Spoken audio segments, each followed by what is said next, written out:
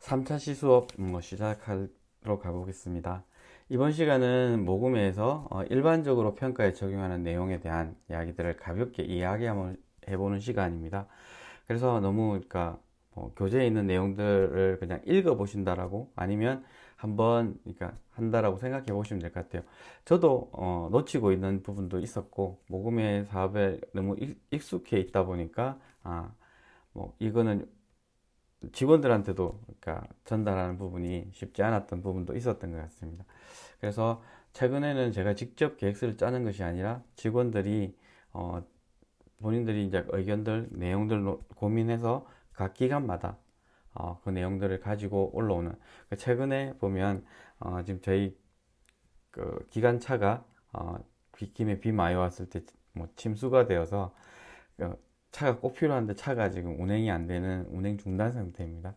그렇게 되다 보니까 차를 이제 다시 받기 위해서 프로포즈를 하는 이런 사항들이 있는데요. 그 계획서를 지금 검토해주고 보완하고 수정하고 이런 작업들을 계속하고 있습니다. 그래서 조금 여러분들도 이런 계획서를 한번 짤 때, 그리고 제가 이제 여러분 코멘트 했을 때 이것을 변화하는 부분, 왜 이렇게 생각할까에 대한 고민들. 그러니까 쓰는 사람 입장이 아니라 이것을 심사하고 지원하는 사람의 입장에서 한번 다시 걸러보는 작업들이 필요할 것 같습니다. 그래서 조용히 귀를 열고 교재의 내용에 집중하시면서 들으시면 더더욱 좀 더 명확하게 이해하실 수 있을 것 같습니다. 모금의 평가방법 작성 안내에서 먼저 성과평가에 대해서 알아보도록 할 거고요. 성과평가는 이미 제시된 성과, 그러니까 계획 단계에서 제시된 성과 목표가 사업 수행을 통해 실제로 어느 정도 달성되었는지, 그 성과의 의미가 무엇을 평가하는 것인가에 대한 것을 말하게 되고, 성과평가가 이루어지기 위해서는 성과 목표, 성과 지표, 성과평가가 유기적으로 잘 연결되어 있다는 것을 의미하기도 합니다. 성과 목표의 종류에는 양적 성과 목표와 질적 성과 목표가 있는데, 양적 성과 목표는 성과 평가의 결과를 구체적으로 수치화할 수 있는, 수치화로 표현할 수 있는, 어떻게 보면 표준화된 그 측정 도구를 가지고 한다라고 보시면 될 것 같고요. 주로 척도를 사용하여 사업 시행 전후를 비교하거나 주관적인 변화 정도를 나타내게 됩니다. 뭐 자녀 양육 기술 척도라든지 뭐 이런 것들을 통해서는 자녀 양육 기술 정진 프로그램을 시행하고 전후에 변화가 어떻게 되는지, 뭐 자존감 향상도 마찬가지로 이 자존감 향상에 대한 부분들이 전후, 그러니까 반드시 그 프로그램을 시작하기 전에 검사를 해야 되고, 이후에 끝나고 나서 해서 이 두 개를 비교하는 것들을 하게 됩니다. 그래서 뭐 점수가 올랐거나 뭐 내렸거나 아니면 뭐 유지되고 있거나, 이거 다 이 세 가지도 다 의미를 가지고 있습니다. 그런 부분들을 함께 풀어내시면 될 것 같고요. 양적 성과 목표는 제3자로 하여금 그 프로그램 시행이 효과적인지, 그리고 효과가 어느 정도인지를 객관적으로, 수치화되어 있기 때문에 객관적으로 이것을 표현할 수 있는 거죠. 두 번째로 이제 질적 성과 평가라는 부분에서는 두 가지 정도가 있는데요. 이렇게 양적 평가에서 보여주기 힘든 내용들을 보여준다라고 할 수 있습니다. 그러니까 수치의 변화가 무엇을 의미하는지, 그리고 그 수치의 변화가 담고 있는 내용들은 무엇인지를 보여주는 경우들이 있습니다. 그래서 예를 들면 이런 거죠. 뭐 자존감이 뭐 1점 정도 향상이 됐다. 그럼 그 의미가 어떤 내용을 담고 있는지, 양육 기술이 변화했는데 실제로 뭐 이런 부분에서 어떻게 변화됐는지, 만족도가 자존감이 향상되는데 그럼 아이들의 성과는 어떻게 되는지, 그것을 구체적으로 찾아내는 작업들을 하게 되는 것입니다. 여기서 이제 양적 성과 평가 작성하는 방법에 있어서는 그러니까 뭐 크게 두 가지 정도를 유념해야 된다고 책에 나와 있습니다. 성과 지표는 성과 목표의 진수를 점검하는 수단이다. 그리고 성과 지표에 따라 그 달성 여부의 정도를 측정함에 있어 관련되는 자료를 누구에게 언제 어떻게 수집할 것인가를 명확하게, 그러니까 제가 여행을 예를 많이 드는데, 여행할 때도 언제 어떻게 무엇을 타고 이렇게 하는 부분들을 구체적으로 해야 되는 거죠. 명확하게 세우고 들어갈 필요가 있는 거죠. 세부 내용을 설명해 보면 성과 지표는 성과 목표의 내용에서부터 도출됩니다. 그러니까 목표에 대비 평가를 하는 거죠. 성과지표는 여러 척도집을 검색하여 가장 적절한 것을 찾거나 적절한 지표를 자체적으로 설정할 수도 있습니다. 그러니까 없으면 만들어야 되는 게 맞죠. 예를 들어 지역아동센터에 숙제 학교 숙제 완성률을 20% 증가시킨다라고 성과 목표가 되어 있다면 학교 숙제 완성률의 성과 지표가 됩니다. 근데 이게 나와 있는 게 있을 수도 있고 없을 수도 있는 거죠. 기존의 각종 척도집에서 존재하는 척도들을 검색해보지만 없는 거죠. 그러면 이것을 어떻게 책정할 거냐면 숙제를 받은 횟수 그리고 분자는 학교에서 이 숙제 제시됐는데 이것을 한 횟수 곱하기 100을 하면 실질적으로 이 부분이 어떻게 되는지가 되는 거죠. 10번을 숙제를 가져왔는데 7번 했다면 곱하기 하면 70% 정도가 되는 거죠. 이것을 전후 비교해서 향상시키겠다라는 부분으로 가져갈 수 있는 거죠. 성과 지표는 이후 어떻게 측정할 것인가에 대한 방법과 연결되어 있습니다. 자료원이나 자료 수집 시기, 자료 수집 방법. 그러니까 아까 얘기했던 양적 성과 목표 같은 경우는 전후에 대한 부분도 있는데 끝나고 하는 부분도 있습니다. 이런 부분은 그 지표에 따라서 어떻게 할 것인가에 대한 자료 수집 방법 등을 통해 실제 성과 지표가 측정될 수 있어야 하는 거죠. 성과 목표를 측정할 수 있는 적절한 성과 지표가 없다면 성과 목표를 측정할 수 있는 적절한 질문지를 자체 제작할 수도 있습니다. 근데 이거는 이제 전문가들의 조언을 구하면 더더욱 이제 신뢰성이 가겠죠. 하지만 제작 과정에서 객관성을 가지기 위해 자신들이 만들고 동료들의 피드백을 받고 자문 교수들의 자문 그리고 사전에 이런 부분에 있어서 그러니까 샘플링을 해보는 샘플링 테스트를 해보는 것들도 중요하다고 할 수 있습니다. 그리고 자료 수집 대상으로는 성과 지표를 통해 의미 있는 내용을 응답하는 사람 또는 장소가 되는 거죠. 최근에 저도 이제 제 자랑인가요? 그러니까 경상대학교 총장상을 지금 아이디어 공모전 사회적 문제 해결을 위한 공모전에 이제 냈는데 그걸 하기 위해서 그러니까 누구나 꿈꾸는 여행 플랫폼 이런 걸 만들게 한다. 왜냐하면 소외계층 같은 경우 여행을 못 가는 경우들이 생기잖아요. 그런 부분들의 이제 어려움들을 어떻게 해결할 것인가. 그래서 거기에 의뢰를 하게 되면 플랫폼에 지원할 수 있는 모든 관련 기관들이나 이런 부분이 함께 해결해 주는 플랫폼을 만들겠다라는 부분인데요. 똑같은 개념이 되는 거죠. 그러니까 어떠한 방식으로 그래서 했는데 조사를 했는데 실질적으로 많이는 못했어요. 이게 시기가 촉박하고 이렇게인데 그 의미 있는 최소 의미 있는 인원을 설문조사를 해서 가져올 수도 있는 거죠. 그리고 자료 수집 대상은 자료를 수집하는 사람을 의미하는 것이 아니고 실질적으로 그러니까 실시하는 직원보다는 테스트에 응하는 이런 부분들이 됩니다. 방법에는 자료 수집 방법에는 누가 수집할 것인가와 무엇을 통해 자료를 수집할 것인가. 최근에는 온라인에 대한 부분도 있는데 온라인에 했을 때의 한계점들은 반드시 조사해야 합니다. 그러니까 온라인에 익숙하지 않은 어르신이라든지 장애인이라든지 이렇게 했을 때는 이 부분의 의견을 어떻게 다시 보정할 것인가에 대한 부분들도 풀어낼 필요가 있는 거죠. 그리고 누가 수집할 것인가에 대한 중요한 점은 사업 시행자가 할 것인지 제3자가 자료를 수집할 것인가에 대한 문제가 있는 거죠.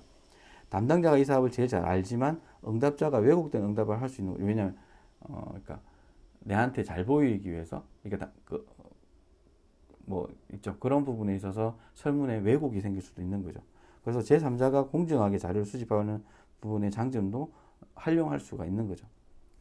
그리고 무엇을 통해 자료를 수집할 것인가에 대한 부분도 중요한 점이라고 할 수 있습니다. 설문지를 배포해서 응답자가 자기 스스로 응답하게 할 것인지 질문지를 하나 읽어주면서 설명해주면서 응답자가 이야기한 것을 적을 것인지 이런 것도 있을 수 있고 아까 얘기했던 온라인 형태로도 할 수 있는 거고 직접 할 수도 있는 거고 이런 것들 그리고 학교 숙제 완성 아까 옆에서 했던 그 전가의 부분은 그거는 직접 체크할 수도 있지만 관찰할 수도 있고 그러니까 하나의 목표를 가지고 여러 가지 형태로 체크를 할 수 있는 거죠. 그러면 측정 시기는 언제 할 것인가?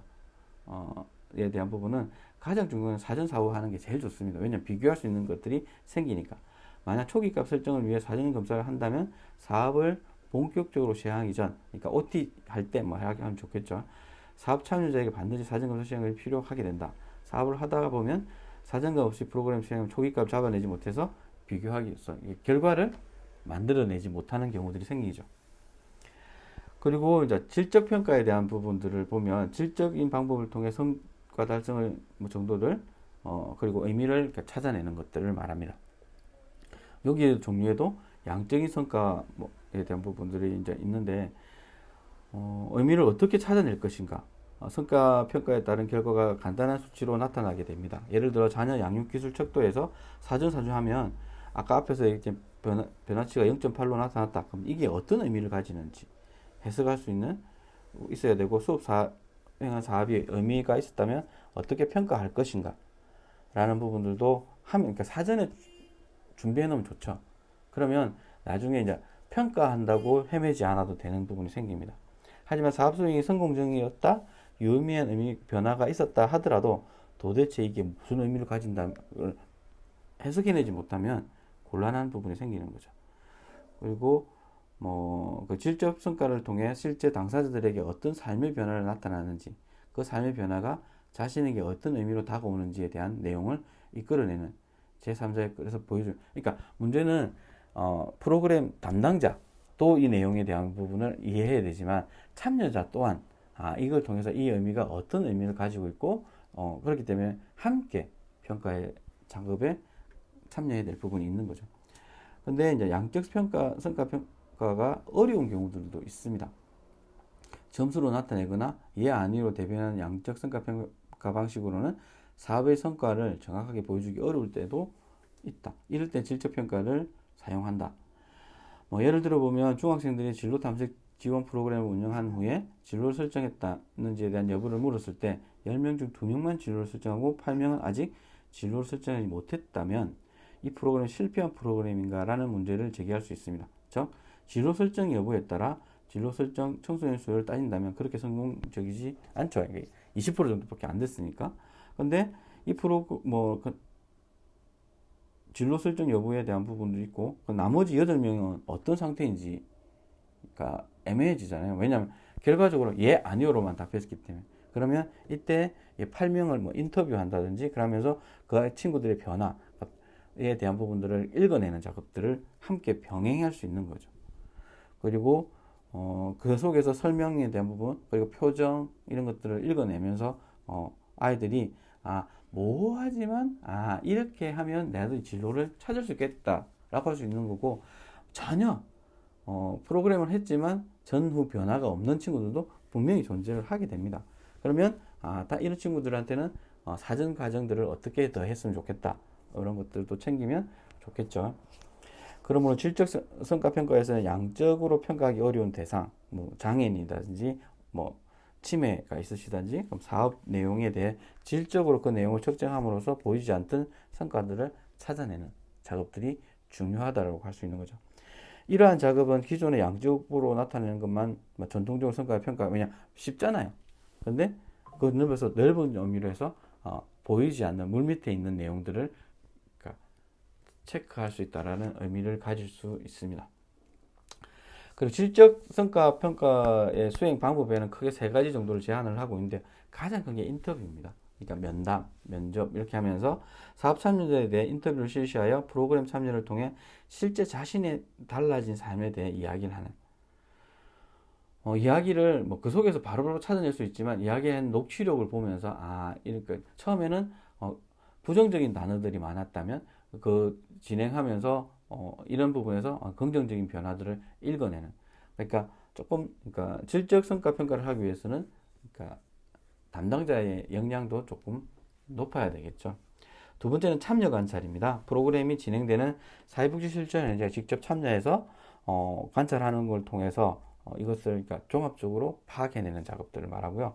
포토보이스라고 하는 시각적 이미지를 통해 사업 참여자의 욕구와 어려움을 나타내고 집단 토론을 통해 삶의 경험을 소통하도록 하는 방법을 말하는데 시각적 이미지를 사용하기 때문에 장애나 문화 차이 등의 소통이 어려운 아이들도 어려운 집단들도 쉽게 이 부분을 참여할 수 있고요. 그리고 억눌렸던 목소리를 낼 수 있게 해서 역량 강화의 기회도 제기할 수 있는 부분입니다. 성과평가와 다르게 이제 이어서 이제 과정평가에 대한 부분들도 한번 살펴보려고 하는데요. 투입과 활동이 당초 계획에 따라 적절하게 진행되었는지를 평가하는 것을 말합니다. 그러니까 과정들을 그러니까 체크해 나간다는 거죠. 과정평가의 중요성 같은 경우에는 일반적으로 배분 사업은 수행 사업의 성과적인 결과만 보여주는 것이 경우가 많죠. 왜냐하면 1년 안에 이런 결과를 내라 하기 때문에. 하지만 사업 수행 과정에서에 대한 상세한 기록과 비판적 검토 등을 통해 어떤 과정을 통해 본 사업을 수행했는지, 수행 과정 중 뭐좀 그러니까 아픈 경험들을 있었는지 이런 것들을 통해 상세하게 기록을 통해 남겨놓는 것도 중요하죠. 근데 사업을 수행하다 보면 어떤 내용들이 있냐면 그 사업을 하기가 바빠서 이런 것들을 놓치는 경우들이 조금 있습니다. 사업 수행 기관들이 앞만 보고 나아가는 게 아니라 사업 수행 과정을 뭐 되돌려 보면서 변화, 발전에 모색하고 아울러 타 기관이 벤치마킹하거나 교훈을 넣을 수 있는 뭐 교사, 반면교사 역할들을 할 수 있는 과정 교육이 무엇보다 그래서 사례 발표회나 이런 것들을 하기도 합니다. 그리고 과정평가의 평가 대상은 뭐 과정별 대상, 관점별 대상, 평가 방법별 대상들이 있는데요. 첫 번째 과정별 대상을 보면 그러니까 과정평가에서의 평가 대상은 사업 수행 전체 과정들을 보는 거죠. 그러니까 계획했던 대로 잘하고 있는지 배분 신청서 내고 공부하고 대상자 모집하고 세부 프로그램 시행하고 중간 모니터링하고 이후 사업에 대한 거 종결 이런 것들을 합니다. 최근에 중간중간에 또 더 들어오겠습니다. 그러니까 모니터링 할 때 피드백도 같이 뭐 이런 것들 그러니까 담당 교수들 연결해서 전문가들 연결해서 이런 것들을 하게 됩니다. 그래서 최소한의 실수들을 이제 걸러내려고 하는 것들이 있는 거죠. 두 번째 관점별 대상으로 보면 과정평가를 통해 관심을 가지고 있는 관점에 대해 구분할 수가 있는데요. 계획에 따라 잘 진행되고 있는지 않은 을 때에 대한 부분들. 그러니까 당초에 뭐 계획이 3월 달에 모집하고 4월 달에는 OT하고 5월 달에 뭐 이렇게 돼 있는데 여기 잘 진행되지 않는. 이걸 그러니까 1차적으로 확인할 수 있는 게 뭐냐면 예산을 보면 됩니다. 예산 집행률이 그 사업별로 어떻게 되고 있는지를 보면 이 사업이 제대로 가고 있구나. 아니면 좀 두 번째는 관련 기록들을 보면 되는 거죠. 이런 것들 그리고 담당자 인터뷰를 하거나 이렇게 하게 되는 경우도 있습니다. 그리고 정보 부족으로 계획할 때 미처 생각하지 못했던 것들에 대한 부분들이 그러니까 돌발 상황이 벌어진 거죠. 그럼 이거에 대한 어떻게 대처할 것인가에 대한 부분. 지금 현재는 모금회하고 사업할 때는 사전에 그러니까 모금회 담당 직원들이 있습니다. 직원들하고 상의하고 이것을 변화를 어떻게 극복할 거고, 그리고 그 위에 있는 뭐 교수진들하고의 뭐라고 그러죠? 말 표현이 잘 안 되는데, 담당자한테 의논하고 교수한테 자문을 받아서 다시 수정하는 작업들을 거치게 됩니다. 그리고 생각하지 않은 것들이 발생했을 때, 그래서 뭐 어디 이런 거 있잖아요. 뭐 지금 최근에 있는 게 뭐 코로나 이런 상황들. 그러니까 저희들도 이런 게 한 적이 있어요. 그러니까 코로나 이전에 모금회를 통해서 4,500만 원 정도 지원을 받아서 지금 애들하고 하는 스튜디오를 구성해놨어요. 근데 실질적으로 코로나가 딱 닥치니까 애들하고 와서 프로그램을 해야 되는데 장비만 구축돼 있고 진행을 못했어요. 그래서 근데 이제 문제는 이 시기에 해서 예산 확보도 하고 이렇게 했는데 예산도 이제 일부 반납하고 이런 부분들이 생겼어요. 왜냐면 프로그램을 진행을 못했으니까 장비만 구해놓고. 근데 지금 현재는 장비는 있는데 프로그램 예산이 없는 거죠. 그럼 이거 부분에 있어서 어떻게 이제 이것을 할 거에 대한 부분들도 고민이 되는 거죠. 이 장비를 반납해야 되나? 아니면 어떻게 활용할 것인가에 대한 고민들. 지금은 지역사회의 공간들을 일시적으로 대여하면서 그 운영에 대한 부분들을 하고 아이들이 특히 이제 저희 있는 청소년센터 아이들이 좀 많이 활용하는 경우들이 있습니다. 그리고 평가 방법별로 하는 대상에는 양적 과정평가, 뭐 질적 과정평가가 있는데 양적 과정평가는 과정을 성과와 대비하여 관점에서 본다면 결국 과정평가는 투입 또는 활동에 대한 평가를 의미한다고 볼 수 있습니다. 그러니까 계획 당시 설정했던 투입에 대한 활동에 대한 집행 결과가 양적으로 어떻게 변화됐는지를 보여줄 그러니까 평가하는 거고요. 질적 과정 평가는 사업 수행 과정의 흐름에 의해서 어떻게 이어져 왔는지를 질적으로 평가하는 것으로 그러니까 사업 담당자들이 만약에 내가 이 사업을 처음부터 다시 시작한다면 어떻게 할 것인가. 그러니까 중간에 했던 이제 어려움이나 뭐 난관 이런 것들을 어떻게 극복하고 사전 뭐 대처를 할 것인가. 그래서 벤처마킹하고 사람의 소중한 이야기를 들어주는 심정으로 기술하는. 그러니까 어떻게 보면 담당자의 반성적인 해고록이 되는 거죠. 이런 부분들이 이제 있는 거죠. 그리고 평가 방법은 첫 번째 뭐 1단계는 평가의 초점을 분명히 해야 되는 거죠. 모든 사업의 과정을 평가한다는 건 현실적으로 불가능합니다. 그래서 모든 세부 프로그램 과정을 평가하는 게 또 쉽지 않기 때문에 무엇을 중점적으로 평가할 것인가에 대한 것들을 사전에 설정해 주는 게 중요합니다. 근데 사전에 설정했는데 이게 좀 잘못됐다 하면 아까 얘기했던 그 과정에서 담당자 자문위원들하고 이렇게 조율을 통해서 수정하는 부분들이 필요하게 되겠죠. 그러므로 어느 단계 또는 어느 세부 프로그램에 면밀하게 살필 것인지에 대한 부분, 그리고 핵심 사업이 분명히 존재를 합니다. 쭉 펼쳐놨지만 요거는 꼭 이런 게 있기 때문에 그런 부분들을 가지고 핵심 사업에 대한 부분에서 이제 평가를 집중하는 것들도 필요하게 되는 거죠. 2단계는 무엇을 언제 기록할 것인지 명확하게. 그러니까 기록이 그만큼 중요합니다. 사회복지사들이 가지는 부분에 있어서 기록만큼 중요한 효력을 발휘하는 게 없습니다. 사업의 진행 과정을 그때 당시에 잘 기억하고 있는지, 이를 뭐 몰라도 시간이 흐를수록 어떻게 이제 이렇게 할 것인지 부분들이 있는 거죠. 그러니까 기록을 어떻게 해놨냐에 따라서 이 평가가 달라질 수 있는 거죠. 무엇을 기록할 것인지 각 사업의 내용에 따라 달라지는데 기본적인 질문은 가지고 있어야 되는 거죠.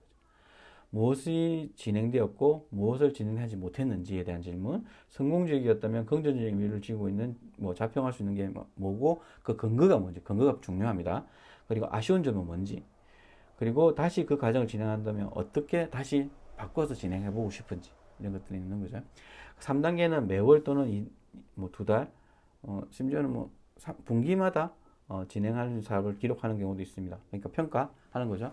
모금의 사업은 보통 그러니까 1년에 2번 내지 4번 정도 이렇게 하고 합니다. 그러니까 모금회가 직접 와서 모니터링 하는 거는 딱 한 번이죠. 중간. 결과 보고서를 보고 다시 이제 하는 경우도 있는데, 기록하기로 한 바에 따라 정해진 시기에 정확하게 기록하는 것들이 필요합니다. 때에 따라서 사업 참여자의 경험이나 의견, 요구사항들을 정리할 필요가 있습니다. 그래서 질문에 담아야 되는 내용을 보면 인터뷰를 위해 TV 이렇게 해서 이제 구성해야 되고요. 필요에 따라 추가적인 부분들도 질문할 필요가 있는 거죠. 심하게 힘들어하는 친구, 대상자가 있다면, 참여자가 있다면 그들 이유도 확인할 필요가 있는 거죠. 그리고 4단계는 기록된 내용을 시계열적으로 살펴 그 과정을 평가하는 겁니다. 회기수에 따라서 전체 흐름을 고찰하여 언제, 얼마나 어떻게 진행되었는지를 이렇게 파악하고 맥락을 짚어내야 되는 거죠.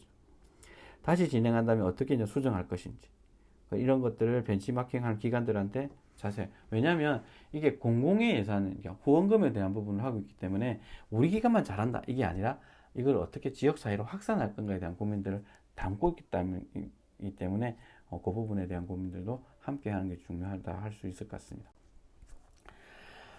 그리고 평가 시 유의사항인데요. 그러니까 모금의 평가서 이제 제일 많이 하는 것 중에 하나가, 실수하는 것 중에 하나가, 실수가 아니죠. 자기 포장이죠. 사업을 미화하려는 나 자신의 모습을 봐야 되는 거죠. 누구든지 자기의 사업을, 수행한 사업에 이제 잘못되길 바라는 사람 아무도 없는 거죠. 그리고 이 사업은, 저도 진행하는 과정에서는 꼭 성공한다라고 보고 진행을 합니다. 근데 이런 내용들은 객관적이지 않는 거죠. 자기 주관이 많이 들어가게 되는 거죠. 그리고 내 실패를 보여주기 싫은 거죠. 더더욱 이제 오래 제 같은 경우에는 더더욱 그런 경우들이 존재하게 됩니다. 왜냐하면 직원들이 보고 있거든요. 그래서 실패하는 것들을 보여주기 싫어서 최대한 이런 부분들을 이제 미워하는 경우들이 생깁니다. 그래서 이때는 과감하게 내려놓아야 돼요. 제3자한테 평가를 할 수 있도록 맡기는 것들이 필요하게 되고요. 그리고 이제 두 번째, 기관 책임자의 이해가 필요한 거죠. 그러니까 최종 결정권자. 실무자가 아무리 솔직하려고 해도 기관 책임자가 그러한 자세와 마인드를 이해하지 못하고, 왜냐면 실패한 것들을 오픈하는 것을 싫어하죠. 담당자보다 더더욱 싫어하게 되는 거죠. 그래서 이런 오류나 실수 이런 것들에 대한 부분들은 외면하려고 하는 경우들이 있습니다. 그런데 책임자가 그 부분을 이제 확실하게 매듭지어주면 담당자들도 그 부분을 인정하게 되는 것들이 있는 거죠. 그래서 그리고 뭐 기책 사고가 생긴다 하면 모금회와 협의해서 뭐 반납을 하든 어떤 절차를 거치는 분들이 필요하겠죠. 근데 정당하게 진행해서 뭐 이렇게 내용이 잘못됐다고 해서 그것을 환수하지는 않습니다. 돈의 집행이 문제가 있어서 환수하는 경우들은 있어도. 그리고 기관 감독, 그러니까 평가 기관은 사업 결과에 대한 색안경을 끼지 말아야 된다는 거죠. 그래서 왜냐면 그러니까 예전에 제가 그러니까 그 뭐라 자문위원하고 싸운 적도 있어요. 그런 부분에서 이제 그때는 이제 뽑기 전이었기 때문에 그런데 이제 그렇게 하면서 과감하게 저 사업에 대한 부분은 이렇게 칼질하기 때문에 저도 이제 못하겠다라고 하고 이렇게 하는 부분들이 있었지만 실질적으로 기관에 대한 선입견 이런 것들이 없을 하기 위한 부분들이 좀 많이 필요합니다. 그래서 사업 수행기에는 신뢰성을 그렇기 때문에 중요하게 생각하는 거고요. 그래서 도덕적 해이가 생기진 않을 것인지 뭐 이런 것들을 그러니까 2중, 3중으로 체크를 하게 되는 거죠. 뭐 개인의 문제일 수도 있고 기관의 문제일 수도 있고 아니면 지역사회의 문제일 수도 있는데 이것을 어떻게 찾아낼 것인가 그리고 그것을 솔직하게 담고 그것을 진행할 것인가가 중요한 부분이라고 할 수 있을 것 같습니다. 그래서 책에 있는 내용들이 쭉 이렇게 했는데요. 이게 이제 여러분이 한테 드렸던 양식에 다 담겨 있습니다. 그래서 쭉 읽었던 내용들을 한번 쭉 체크하시면서 우리 계획에는 이런 내용들이 없는지를 한번 면밀하게 했으면 좋겠고 지금 다음 주에는 이제 대면 수업이 되지 않을까 생각합니다. 그래서 얼굴 뵙고 인사드리도록 하겠습니다. 고생 많이 하셨습니다.